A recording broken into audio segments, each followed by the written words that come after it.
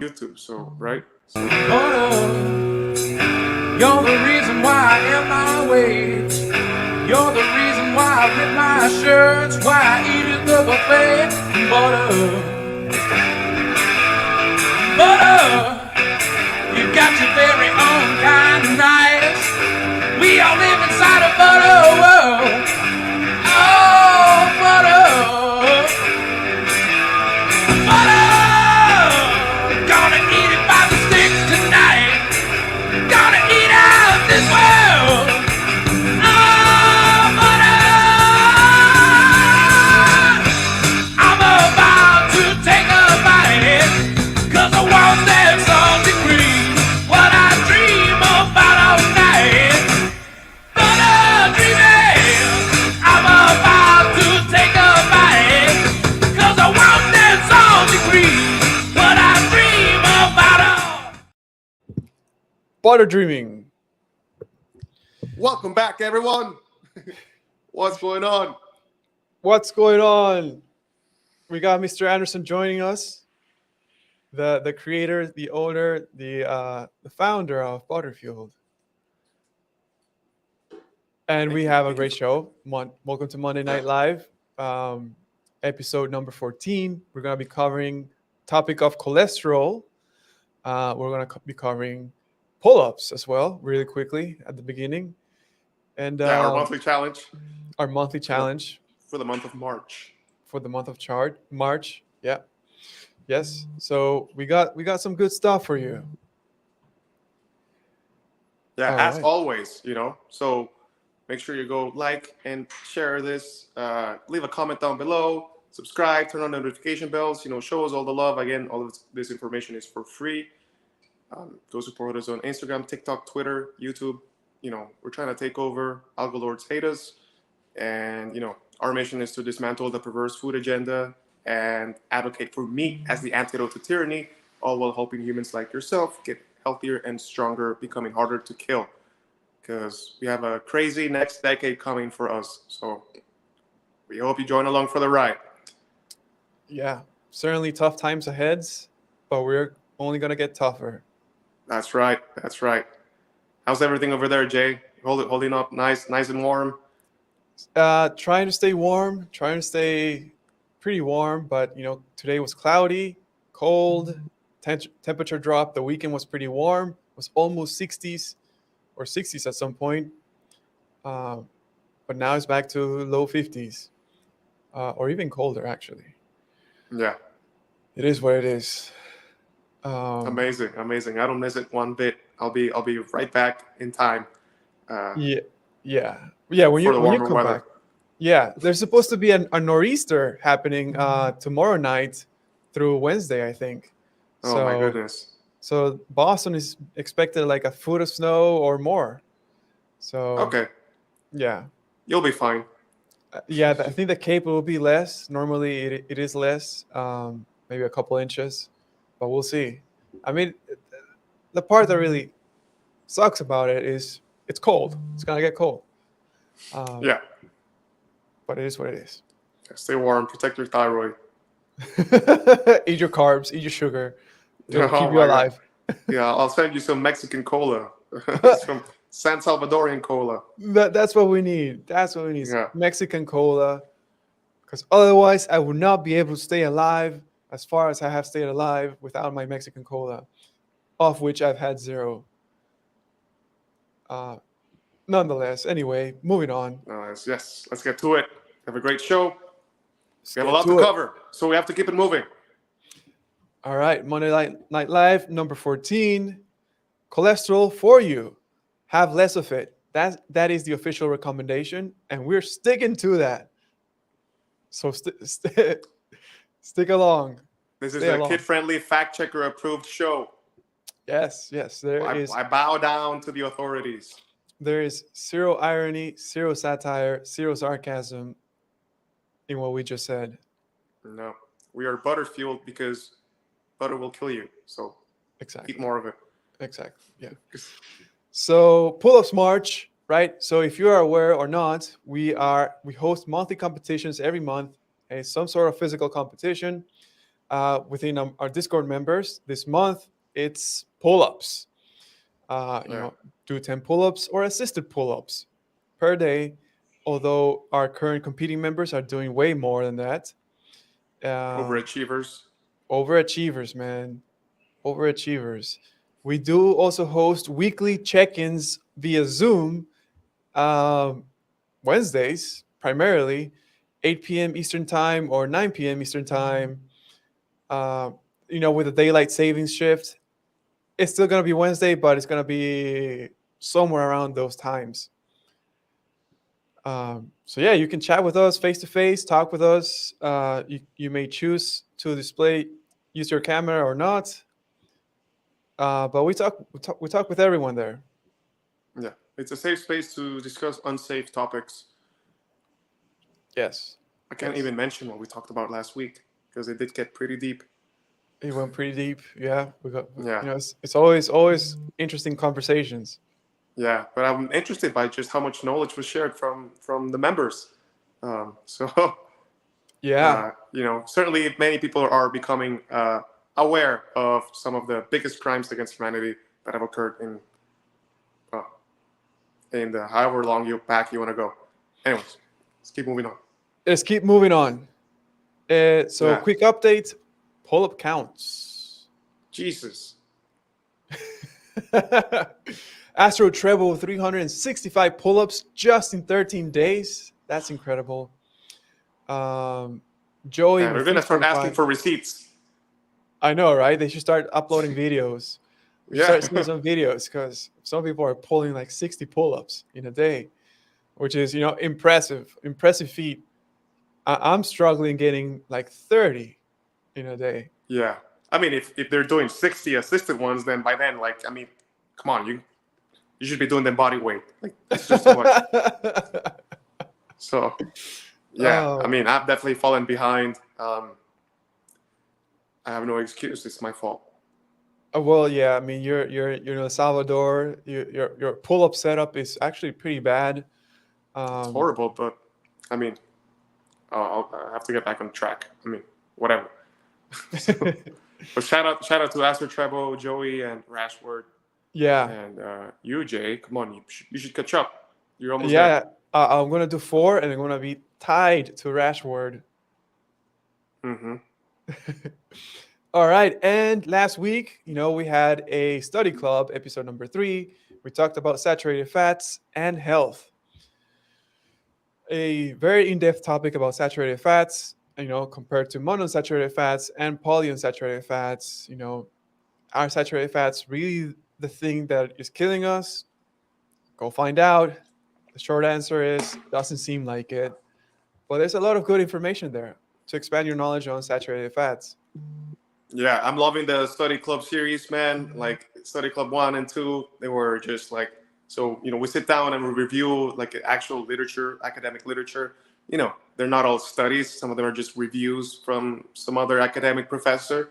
But they have lots of references. And of course, we walk you through everything they say. But I've learned a lot in the last 3 study clubs. We've been diving deep into this whole fat mystery, saturated fats, unsaturated oil dilemma, what actually, how to give a woman a heart attack, those kind of things.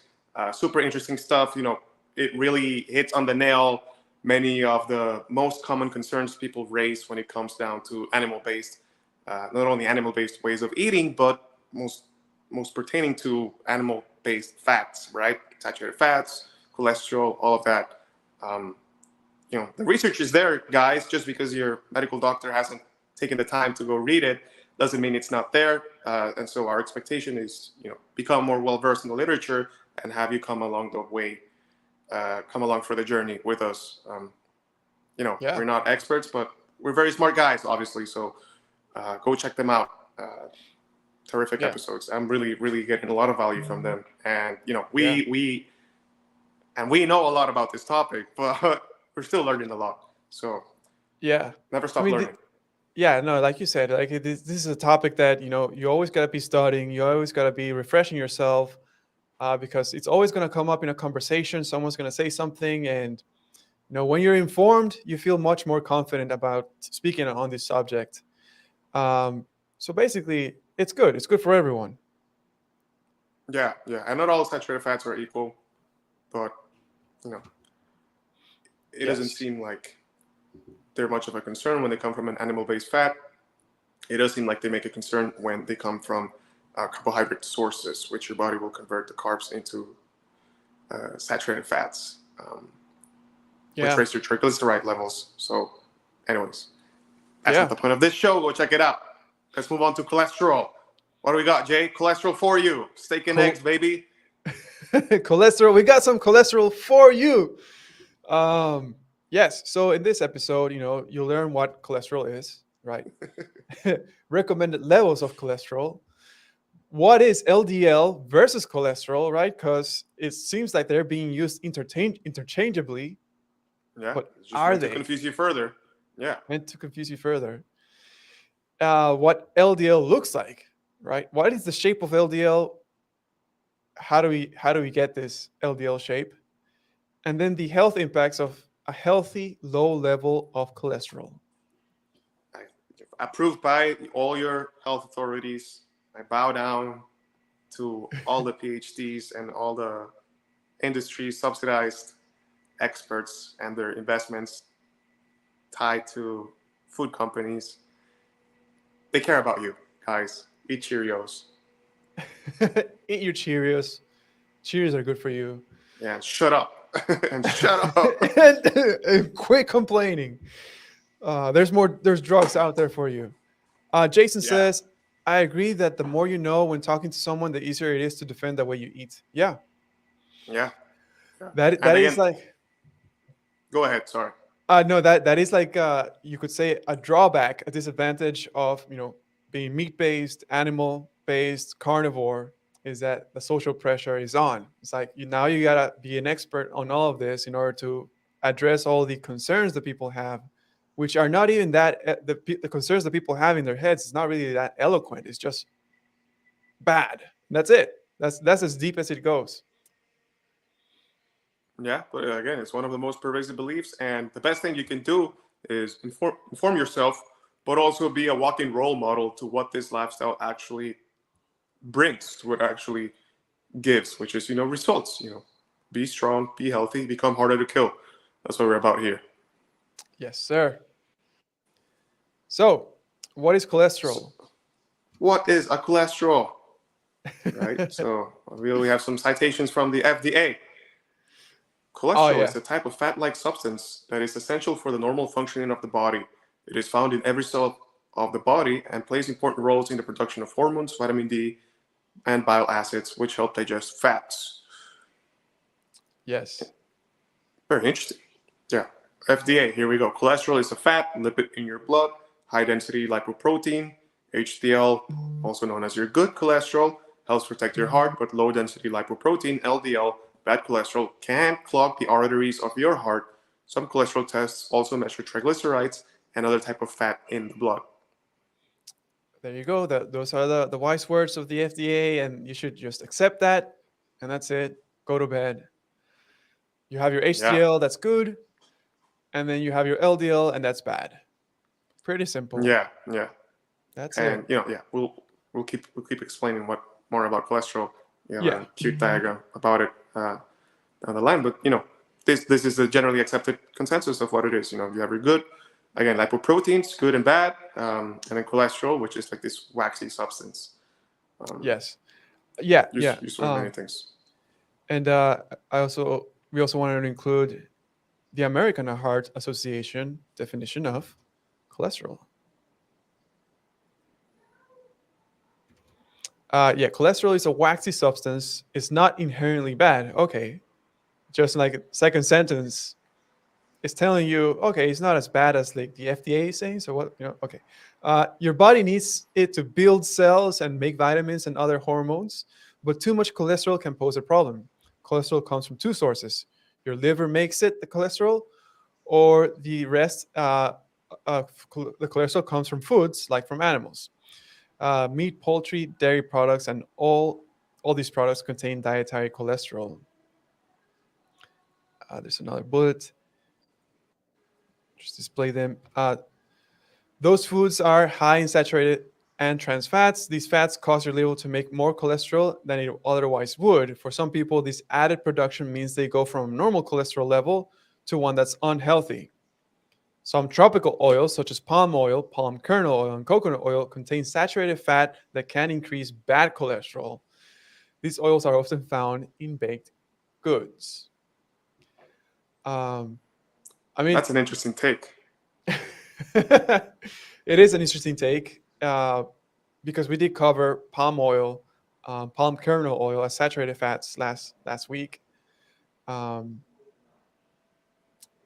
Pretty interesting, pretty interesting. But yeah, this is what your authorities are saying, and this is what we should accept, right?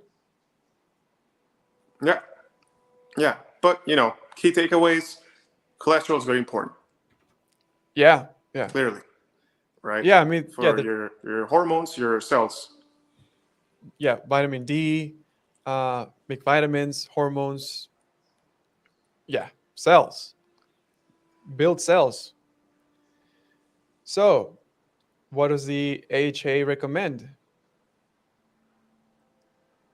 According to the AHA, the ideal level of LDL is exactly at 100 or less milligrams per deciliter.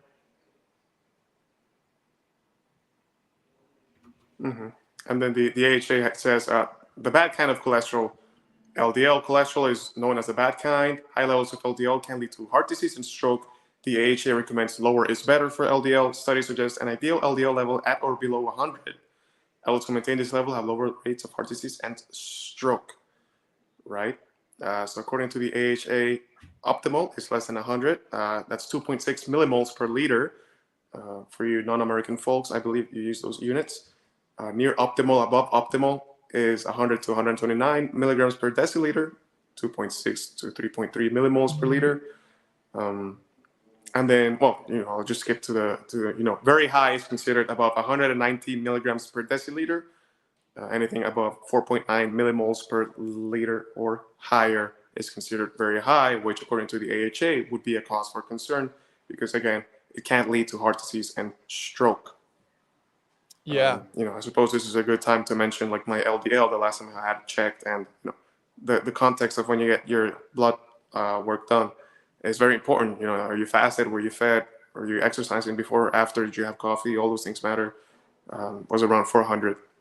So Nice. I'm not necessarily concerned. I had very good ratios. And, if again, we covered this multiple times before. So go check out the other episodes. Check out the playlists on our YouTube channel if you want to learn more about what are better indicators and so on and so forth. Yes. And it's a complicated topic. Yeah.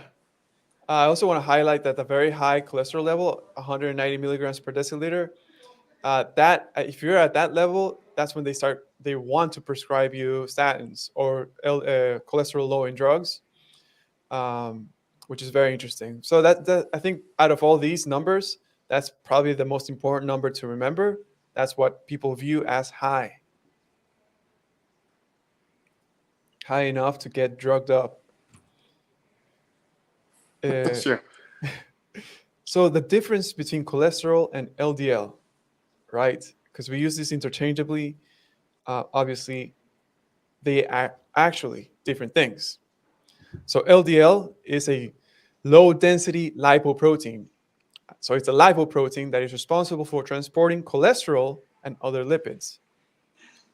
So basically, the lipoprotein is a boat that carries cholesterol around the body. So let me see if I can maximize this diagram here.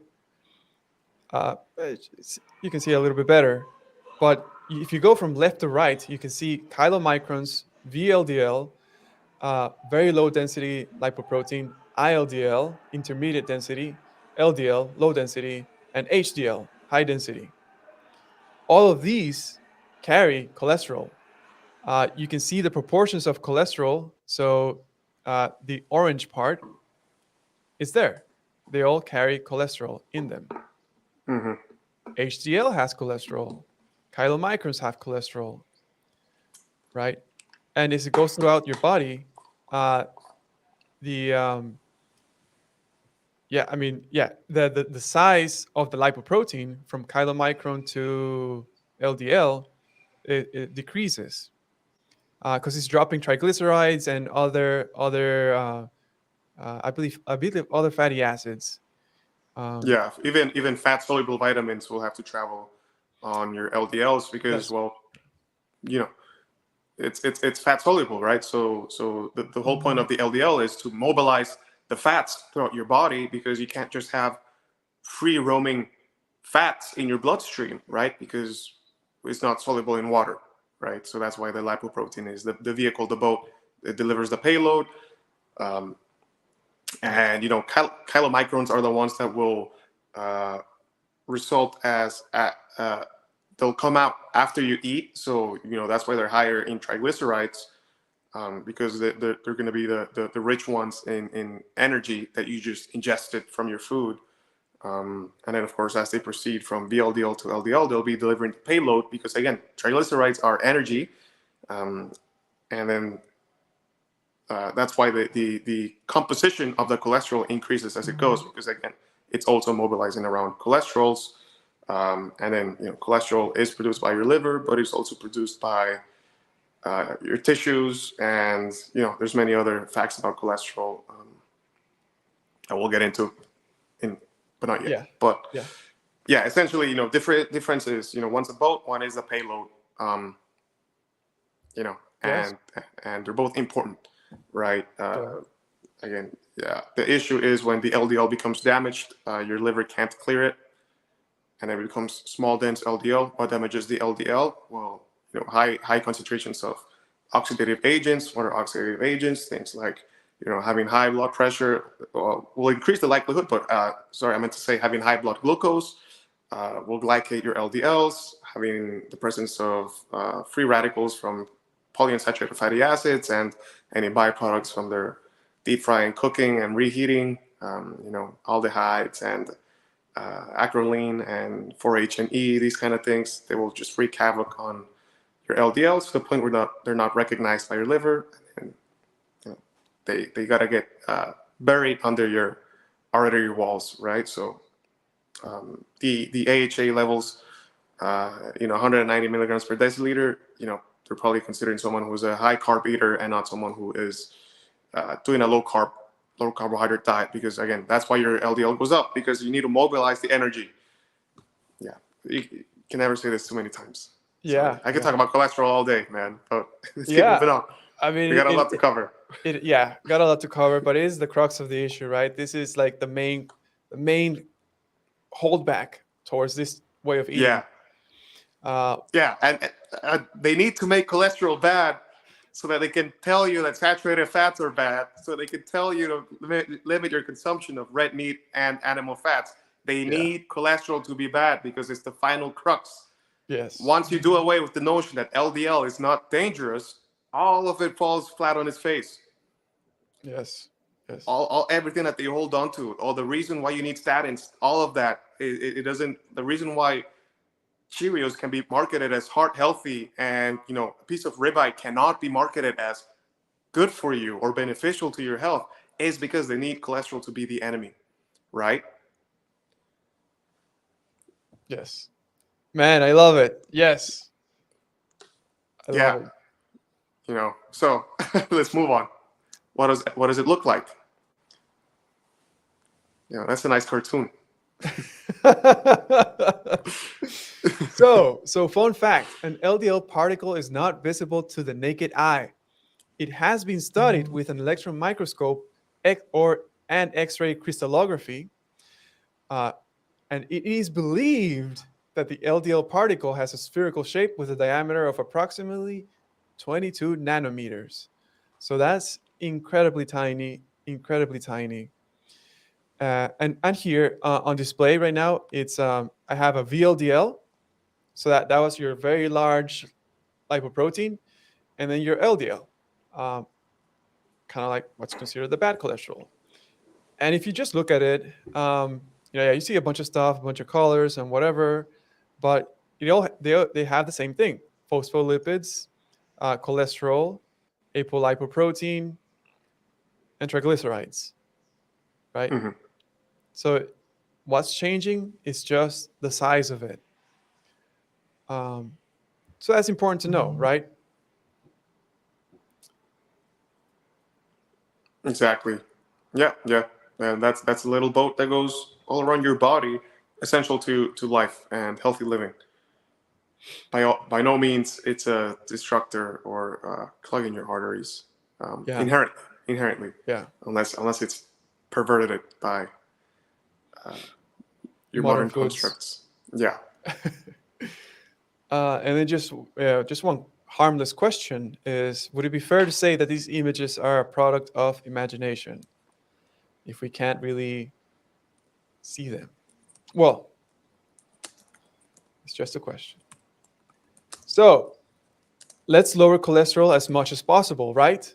So what are some health effects of lowering cholesterol? So we're just gonna bullet put a bunch of them and then kind of show you some papers. So yeah, low cholesterol can increase risk of infections. Cholesterol is actually important for the immune system and is needed to create cell membranes of immune cells. So low levels of cholesterol can weaken the immune system and increase the risk of infection. Interesting. Yeah. Seems pretty important to me. Yeah, to have a healthy immune system. Yeah. So the thing that's killing me is also protecting my immune system. Yeah. By all means, lower it. But yeah, bring it By down. all means. Let's see. Uh, yeah, go for it. Go for it. Low cholesterol, increased risk of depression and anxiety. Cholesterol plays a role in the production of serotonin, a neurotransmitter that is important for mood regulation. Low levels of cholesterol have been linked to an increased risk of depression and anxiety. You know, there's no surprise. Plenty of people get rid of their depression and anxiety meds when going on a carnivore or animal-based diet. Next point: increased risk of hemorrhagic stroke. Cholesterol is important for maintaining the integrity of blood vessels. Extremely low levels of cholesterol can weaken blood vessel walls, increasing the risk of hemorrhagic stroke, bleeding in the brain. I hope I'm saying that word right, hemorrhagic. I believe you are. Yes, but right, cholesterol important for cell membranes for maintaining, the integrity of blood vessels. So the elasticity and like viscosity, structural integrity of your blood vessels, right, of your cells. Um, you know, seems really important to me. Again, increased next point: increased risk of certain cancers. Some studies have found a link between low levels of cholesterol and an increased risk of certain types of cancer, such as breast and colon cancer. Again, we're looking at association. We're looking at a link. Still, looks like we're putting together a narrative, right? Many things are aligning in one direction. Of course, I think a normie nerd say that there might be some reverse causality here. It's just, the low cholesterol might not necessarily lead to cancer, but cancer might lead to low cholesterol. And that's a fair counterpoint to bring. I'm not going to pretend like we have all the answers here, but we do know one thing for sure: it's important. Yeah. Increased risk of mortality in certain populations. In some populations, such as the elderly and people with chronic illnesses, very low levels of cholesterol have been associated with an increased risk of mortality. There you go. Yeah. Yeah, and in other words, higher cholesterol levels associated with longer life expectancy, more longer longevity in certain in elderly populations. Yeah. So it's the question is, so this thing we lower it and suddenly we're seeing a whole new host of issues, right? That doesn't seem right. That doesn't make any logical sense. Exactly, and of course, it's just so much information when you pair that with the fact that most heart attacks happen in people with already low levels of cholesterol. What is really the end goal here, right? And of course, we Yeah. talk about this all the time. But next point, go ahead, Yeah. Jay. Other low cholesterol problems. So I have a study here. We're going to display it. So low serotonin, cholesterol, and violent behavior. So just 1 second as I kind of flip here between tabs so I can show you the study that I'm trying to talk about. All right. Low serotonin cholesterol and violent behavior.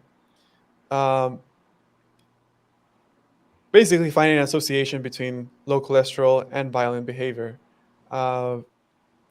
We reviewed the literature linking low and lowered cholesterol to violence and lowered brain serotonin activity. We found that many different classes of literature converged to support a connection, including studies of populations in whom cholesterol was measured, who were followed across time for cause of death, studies of suicide in psychiatric populations, studies of violence in institutionalized criminals, and meta-analysis of clinical trials comparing cholesterol-lowering drugs to placebo, in which the cause of death was stated. Additionally, studies in which found that monkeys assigned to a low cholesterol-lowering diet were more aggressive towards other monkeys and had lower measures of brain serotonin than those monkeys that were not assigned. Right? We found that persons with low cholesterol at baseline were significantly more likely to be arrested for violent crimes against others, an effect that remained present after controlling for potential confounding factors that might be linked to both cholesterol and violence, like age, sex, alcohol, and educational status. So even after controlling for confounding factors, take away the age, take away the sex, take away the alcohol, education status, there was a correlation or some sort of effect with low cholesterol and criminal activity. Yeah, and there you have it, man. I mean, they're taking all these facts into consideration: age, sex, alcohol, educational status. Which somewhere out there, someone might push back and say, well, it might just be associated with wealth, for example, right? So the wealthier you are, the less likely you are to engage in violent behavior, and maybe you have higher cholesterol. But the point is here, that was factored in. You could argue that was factored in by the educational status. Something like that, showing that independent of something like wealth, a proxy marker for wealth, mind you. The association is there, and in their words, a strong association. Of course, this is only an association, right? It's one of the limitations from this study, and somewhere out there, someone's going to dive deep into this and find a way to rebut it. But we have plenty of other studies to go through, and once we cover all of it, you put all the pieces together, the narrative makes itself, right? Yes. Yes. We're here to just point it out, right? By all means, go ahead and challenge us. By all means, that's why we're doing this. We're putting our faces out there, because we're not just gonna hide behind some Greek Roman statue or whatever. So yeah, very true. Yeah. Jason says that the 12 eggs I ate today making me less likely to get arrested. Yes, sir. Let's go. Yeah, you're very likely to be a decent human with some semblance of sanity and self-respect, and just rooted in reality. So wish you all the best. Wish you lots of health and success, my friend. Thank you for watching, Jason. Yeah, thank you, Jason. And here, I just wanted to highlight a couple sentences. Yeah, so here they're using Swedish data to examine the low cholesterol linked to violent crimes. And obviously, we read that what they found here, they found low cholesterol baseline was more likely to be arrested for violent crimes. And then there was a third study that they talked about here. Let me see if I can kind of highlight the specific part of it. Person with insulin resistance tend to have low HDL cholesterol, high systolic blood pressure, and high body mass index. I remember they're kind of jumping to the point of it.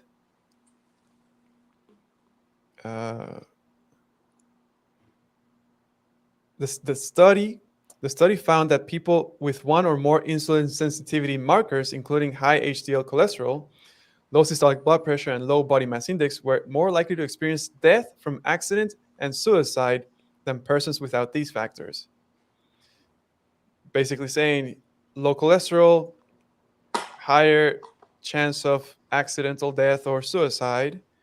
Um, and that could also, you could also find this if you had negative insulin sensitivity markers, like they mentioned BMI, um, low systolic blood pressure, and body mass index.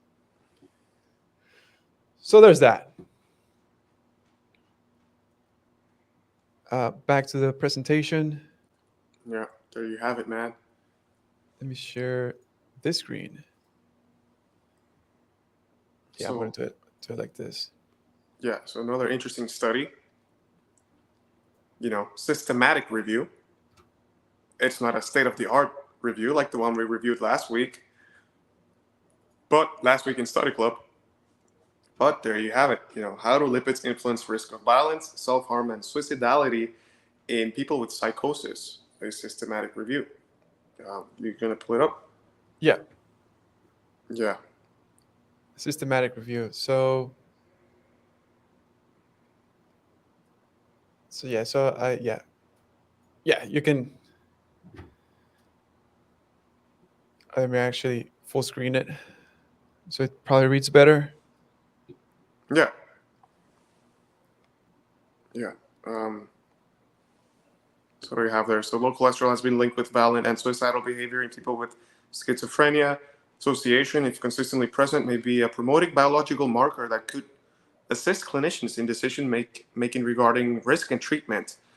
We conducted a systematic review to assess whether there is a reliable association between lipid profile, total cholesterol, high and low density lipoprotein cholesterol, triglycerides, and aggression, self-harm, or suicide in people with schizophrenia, and whether effects are similar in males and females. So I guess they're looking at a population with psychosis already, but this serves as it's an extreme example, right? But at least on one end, you can have this extreme point and say, people who are already suffering like psychotic behavior, low cholesterol makes them even worse, active in worse manners. And then I'll just read from the conclusion. Yeah. We'll just skip to it. There is encouraging evidence of an association between low total cholesterol and aggression towards others, as well as suicidality in schizophrenia. Future studies should systematically explore the association in people with schizophrenia who have significant history of violence, suicidality, and self-harm, both in patients and community, and also investigate underlying mechanisms. And again, it's observational. It is a systematic review, but once we put together all the final points we have to cover, I think you can build a pretty solid narrative. And again, just makes sense from like first principles, right? It's going to be very hard to find the one study that indefinitely proves it in humans, right? Again, science has its limitations, but the point of science is to use it to ask the right questions. Because some people argue, oh, so you believe this observational study, but you won't believe the other ones that show that saturated fat is associated with heart disease and so on and so forth. And it's like, bro, like you gotta use at least like some critical thought, please. Yeah. Like you're right. It's not, those studies are not useless. They are a useful starting point, but they're by no means the end all be all, right? So again, just a data point. Yeah, just a data point, and it does highlight the question, like if you're seeing this sort of effect on people, you should ask yourself, in normal healthy humans, what sort of effect is it having, right? And the prior study showed like an association with violent crime. So this, several pieces of data will point towards the same direction. Jason, thank you guys for putting these on and sharing this info. All the best to both of you. Thank you, brother. Jason. Yeah, thank you. Appreciate you. All right. So now I like this study because it talks about having high LDL, but with a low coronary calcium score, coronary artery calcium score, and having low atherosclerotic cardiovascular disease events. So, yeah, do I have the paper up? Yeah. What is SCVD? SC, CVD, cardiovascular disease, of course, but I guess I'm forgetting what the other two mean. It's like sclerotic cardiovascular disease. Oh, right. So there's Uh, yeah. yeah, athero just meaning like in the artery, but or pro sclerosis. Yeah. There Science. Yes. Sorry, I'm flipping between tabs here. There we go. Yeah, do your thing. So we have from the American College of Cardiology. American College of Cardiology. Yes. Yeah. Jay, you want to read this one? Yes. So atherosclerotic, right? So that's when the hardening of the arteries is heterogeneous across the spectrum of LDL-C levels, and risk is consistently associated with plaque burden. So this first bullet point is saying that the burden of atherosclerosis is the same, heterogeneous, is the same across all levels of LDL-C. They use pretty fancy language over here, but basically saying this study finds all levels of LDL-C, it seems to be the same. What really matters is the plaque burden. How do you identify the plaque burden? Well, you do an assessment of the CAC, the coronary artery calcium score. Maybe used to individualize treatment intensity by identifying patients who are at low risk despite having severely elevated LDL-C levels. So you can have high LDL-C and a low calcium score, CAC score, and your risk is going to be pretty low. Basically, that's what the study is saying. Longer follow-up of people with severe hypercholesterolemia and absence of CAC or plaques are indicated to confirm these studies' findings help improve stratification and to guide intensity of LDL-C lowering therapies, even in this high-risk group. Basically saying that these data can help better inform people to do a CAC test. And then if they have high LDL-C and a low CAC, then seems like there's no need for LDL-C lowering therapies. Right. So that begs the question: why are we trying to lower LDL-C? If it's not to minimize the risk of atherosclerotic plaque forming and therefore having, an ischemic stroke or a heart attack or, cardiac infarction, all these words they use to describe, basically a heart attack. I'm sure there's some difference between those, but again, why do we want to lower LDL-C? You have this data point here suggesting otherwise. Yeah, exactly. So, we already covered in prior episodes that LDL-C is not a good enough risk indicator for heart disease. And now this is just another additional data point saying that LDL-C by itself is not good enough data point for itself. You need to couple it with a CAC test. And here I'm just highlighting atherosclerotic. So I was actually missing an A in the slide. ACSVD, atherosclerotic CVD. But yeah, just a quick walkthrough of the results without trying to make it too confusing. So across all the LDL-C strata, absence of CAC was a prevalent finding. So roughly 46 of the patients had LDL-C levels greater than 190 milligrams to deciliter, and 55% of the patients had LDL-C levels of between 77 to 112, associated with no detectable plaque in most patients. The way they word all this stuff, but basically saying that there was no coronary artery calcium in roughly 46% of the people that had levels greater than 190 milligrams per deciliter. There was no detectable plaque in most patients whose LDL-C levels were greater than 190 milligrams per deciliter. Yeah, yeah. And this was Th- 77.2%. Um, uh, in all LDLC groups, absence of CAC was associated with low rates of atherosclerotic CVD and death. Um, That's good to CAC, know. yeah, CAC scores greater than 100. Uh, sorry. So increasing rates in patients with CAC scores of 1 through 99 and CAC scores greater than 100. So yes, it's a lot of jumping around here, but basically, if your CAC score was higher, you would see higher rates of ACS, you know, heart events and death, and even more if your CAC score is greater than 100. Uh, Yeah, basically stating the obvious, right?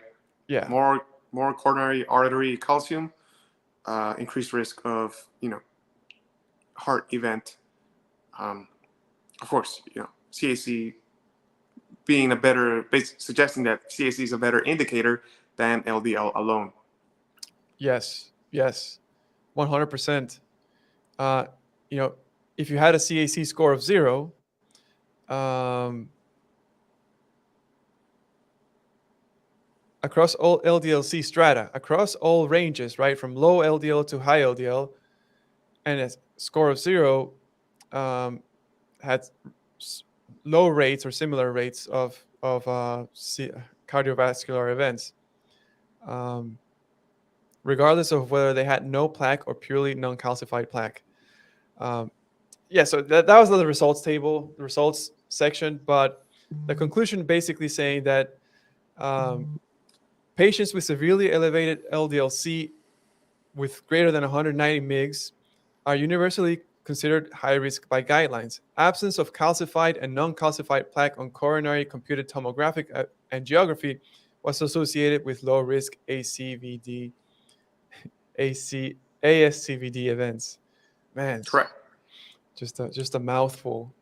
Yeah, it's all set up to confuse you and make it hard for you to articulate. Yeah. Yeah, but there you have it. I mean, yeah. Anything else? Uh, I mean, it's just kind of repeating the same point, right?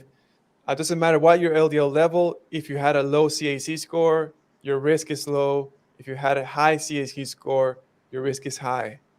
It doesn't Mm-hmm. matter what LDL level.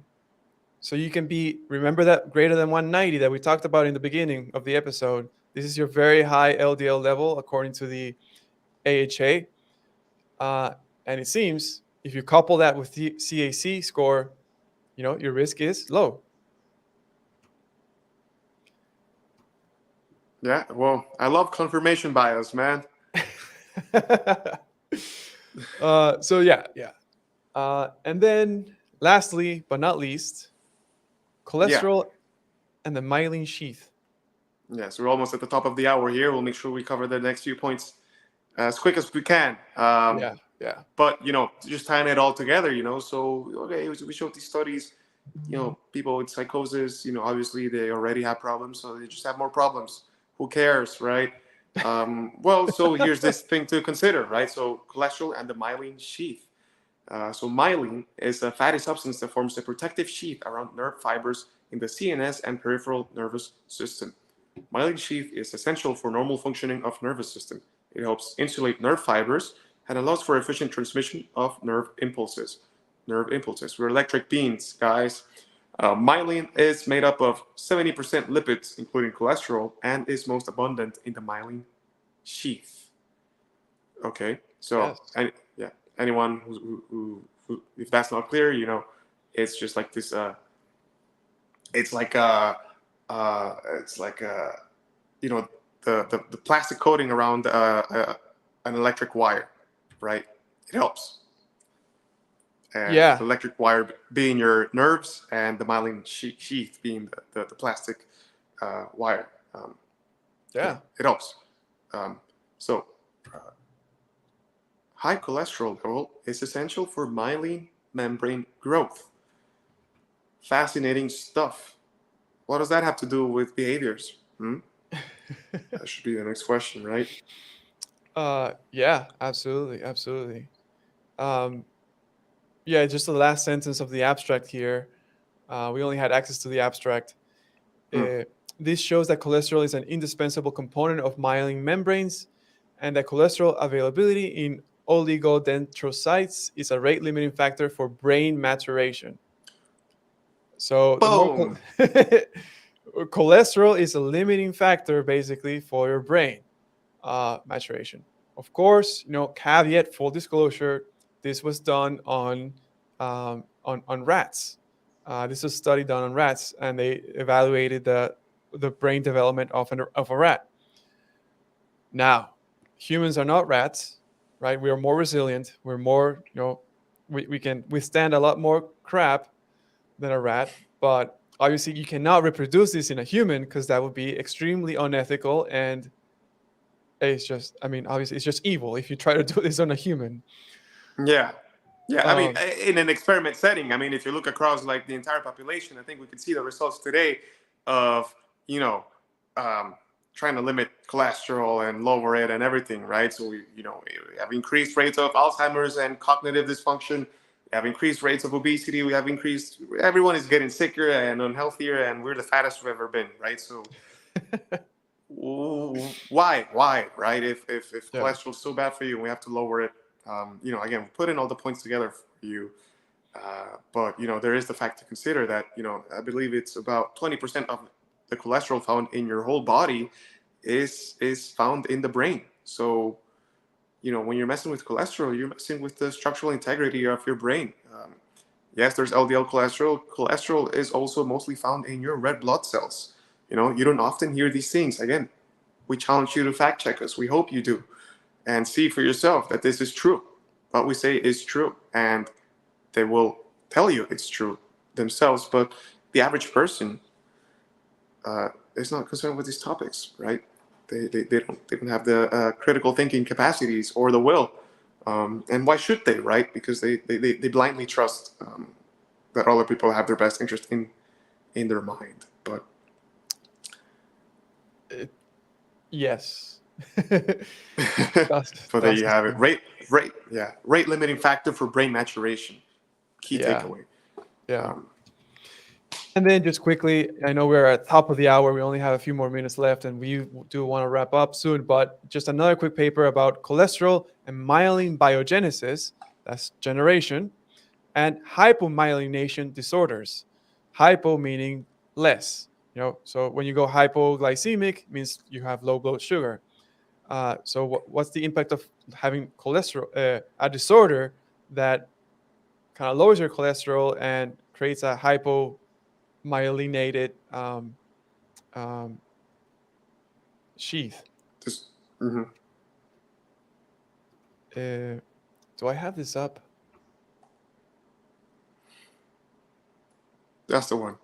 This is the one. So here, let me try to pick some stuff apart really quick. In the brain, several functions have been attributed to cholesterol, such as neural differentiation and synaptogenesis. However, the bulk amount of cholesterol in the brain resides in the myelin, right? About 25% of unsterrified cholesterol of an entire adult mouse is incorporated in myelin membranes. In the brain, myelin events account for 80% of the brain cholesterol content. Basically, your brain is full of cholesterol, and the nerves, like the myelin, it's full of cholesterol too. Um, Yeah. So do you really want to toy with that? I mean, I would argue not.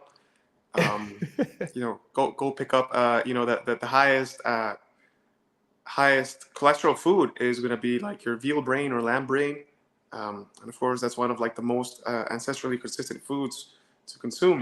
It's said that we used to crack open skulls and bones to access the bone marrow and the brain, which are both very fatty, energy dense, nutrient dense, and potentially, very likely, played a role in the development of our normal human physiology today, right?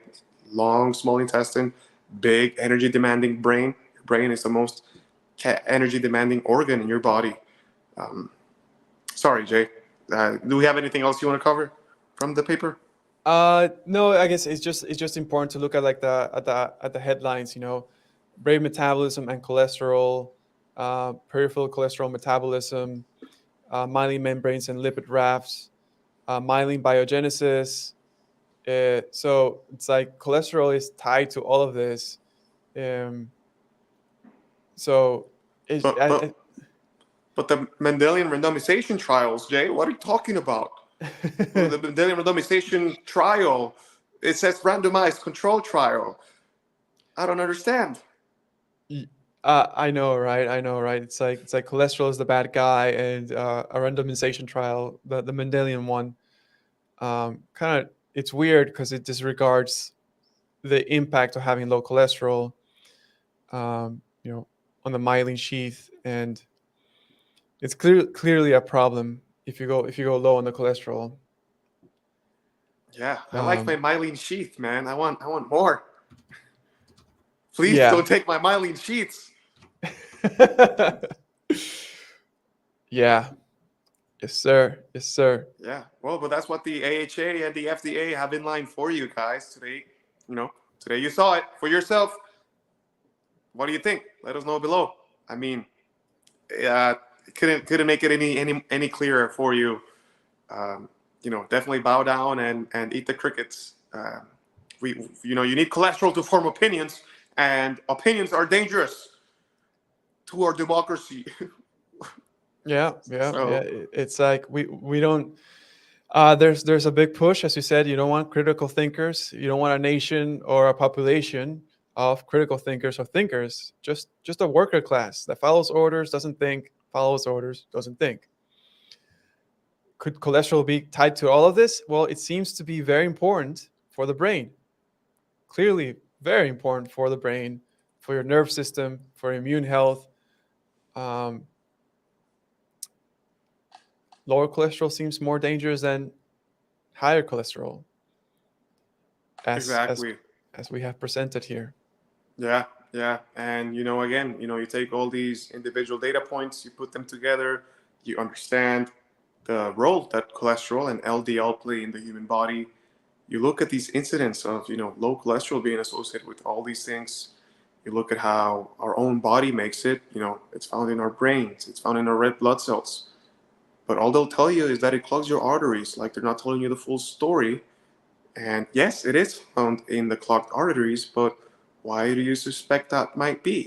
That's like saying like an ambulance caused the accident because you see the ambulance at the accident scene. There's more to the story, is the whole point. And of course, that's why we're covering this topic. And we've addressed it before, what actually clogs your arteries. We've broken down in depth stuff about fatty acids. But with that being said, I think it's a good place to wrap it up. Wrap it up. If you're still watching, shoot us a comment below just so we can give you a shout out. Thanks for tuning in to our live viewers. Um, yeah, shout out. I see. Shout out, Courtney. Shout out to Thank Courtney. you always for the support. Yeah. Thank you so much. Yeah. Sending all the best. Appreciate you. Make sure you like, go subscribe, hit the notification bells. Don't miss anything. Support us on Instagram, Twitter, TikTok, YouTube. Go buy our merch, like and share our content. Go leave us a comment on Instagram. Anything helps. Anything helps. And as always, we do our live Instagram show before the YouTube show. We'll answer your questions live. Today we didn't get that many questions, but that's cool. And then we'll do your full show. And then during the week, we'll have our study clubs or episodes with guests. Buy our merch, support the show. And anything else, Jay? Oh no, that's all. I think you got everything covered. Thanks everyone for watching and for supporting this channel. Really appreciate it. And as my brother said, you can always, show some love, comment here and there. Thank you, Jason. Really appreciate it for you sticking it through. And Yeah. Make sure you join the Discord. yeah, Zoom on Wednesday. It's happening. Yeah. See you all there. And with that said, Wishing you all a happy and healthy, nutrient-rich life. Preach.